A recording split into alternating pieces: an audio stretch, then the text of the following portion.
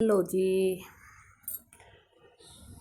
क्या औरतों को किसी फील्ड में नहीं जाना चाहिए या जाना चाहिए, या लड़कियों को अपने पैरों पे खड़ा होना चाहिए या नहीं होना चाहिए? आज मैं आपके लिए एक ऐसा ही धमाकेदार एक कहानी, एक स्टोरी लेके आई हूँ जो मुझे बहुत पसंद है, जिससे मैंने बहुत कुछ सीखा है। तो दोस्तों, पूरे व्लॉग्स में बने रहना।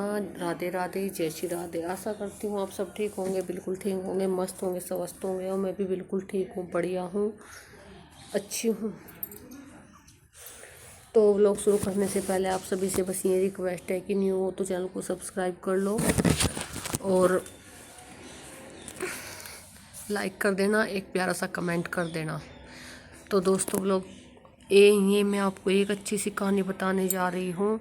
इस कहानी में होता क्या है कि एक लड़की होती है, उसको रेसलिंग करने का बहुत शौक होता है, बहुत ज़्यादा शौक होता है, और वो अपने घर को से छुप छुप के रेसलिंग कर लेती है। और जब वो स्कूल लाइफ में होती है, एक दिन उसके पापा को पता चल जाता है कि वो रेसलिंग कर रही है, तो उसके पापा उसको डांटते हैं, धमकाते हैं और पीटते हैं। मतलब ये एक रियल लाइफ की कहानी है जो बिल्कुल मेरे बहुत क्लोज है। मैं उसी की कहानी आज आप सबको बता रही हूँ। फिर वो लड़की का कॉलेज में एडमिशन हो जाता है। वो अपनी क्लास छोड़ के रेसलिंग, मतलब उसके अंदर रेसलिंग का इतना भूत सवार होता है कि उसका मन होता है कि बस वो रेसलिंग करे। वो रेसलिंग करती है तो वो स्टेट लेवल पे खेलने जाती है, वहाँ से उसको एक मेडल मिल जाता है।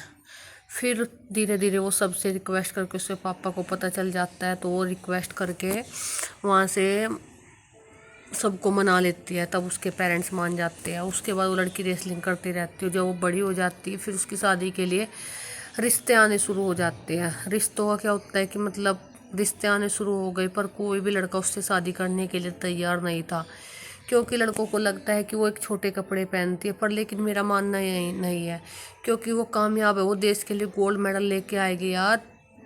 मतलब हमें उससे कुछ सीखना चाहिए। और हमारे समाज में इतनी घटिया सोच की, मतलब छोटे कपड़े पहनती है, मैं शादी नहीं करूँगा, कोई भी लड़का नहीं मानता कि वो उससे शादी करे।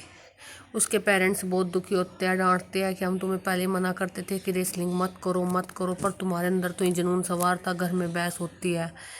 फिर वो थोड़ी रेसलिंग छोड़ देती है और बिना बताए किसी एक लड़के से, मतलब उस लड़के को ये नहीं बताते कि मतलब उसने रेसलिंग की है, तो उसकी एक शादी, मतलब वो पढ़ी लिखी होती है और उसकी शादी एक थोड़े अनपढ़ लड़के से कर दी जाती है।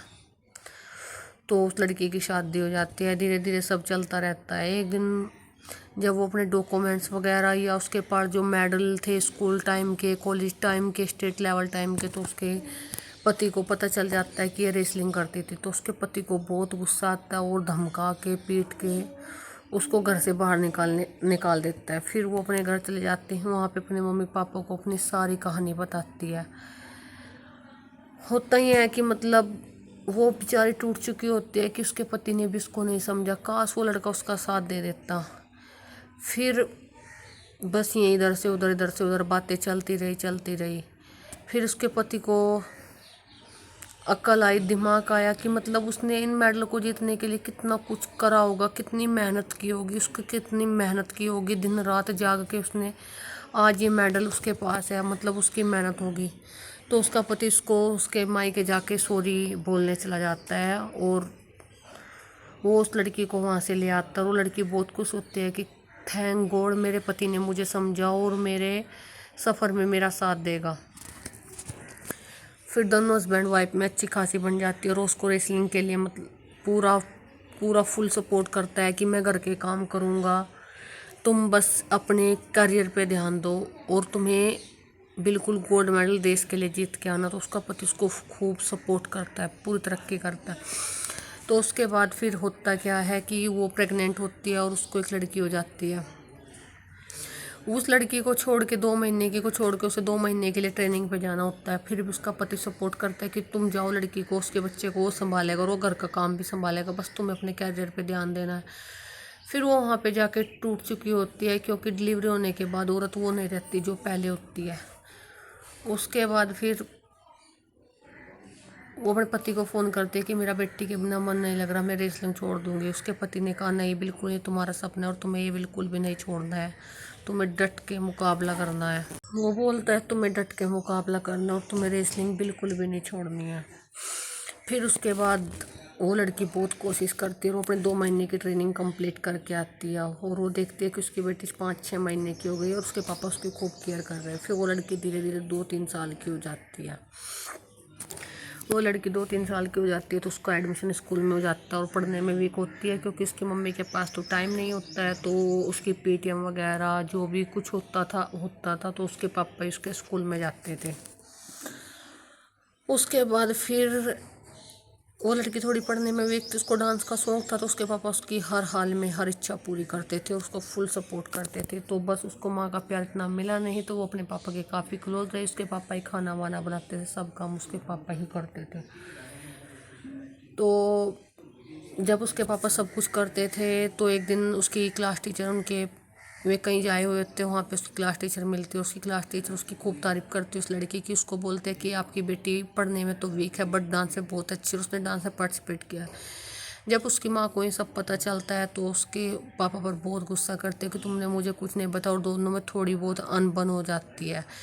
जो लड़की होती है ना रेसलर, मतलब उसकी पत्नी, तो उसका कोच उससे बहुत जलता है।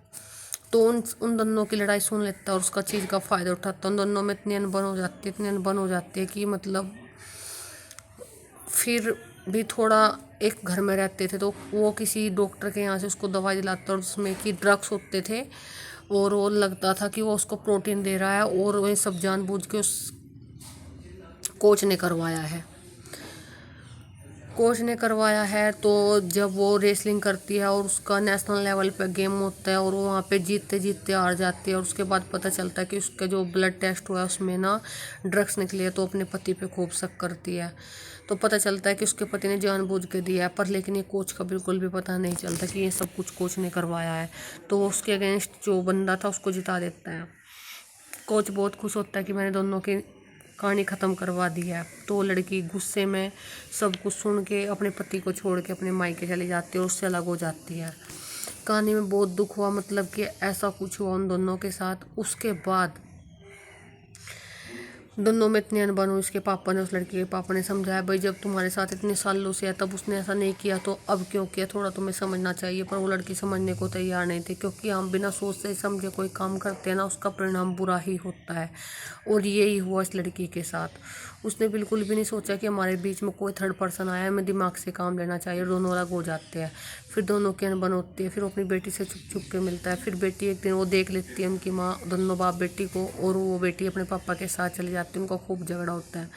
फिर डिवोर्स के लिए अदालत में कागज़ जाते हैं कि मुझे इनसे डिवोर्स चाहिए, मुझे इनके पास नहीं रहना।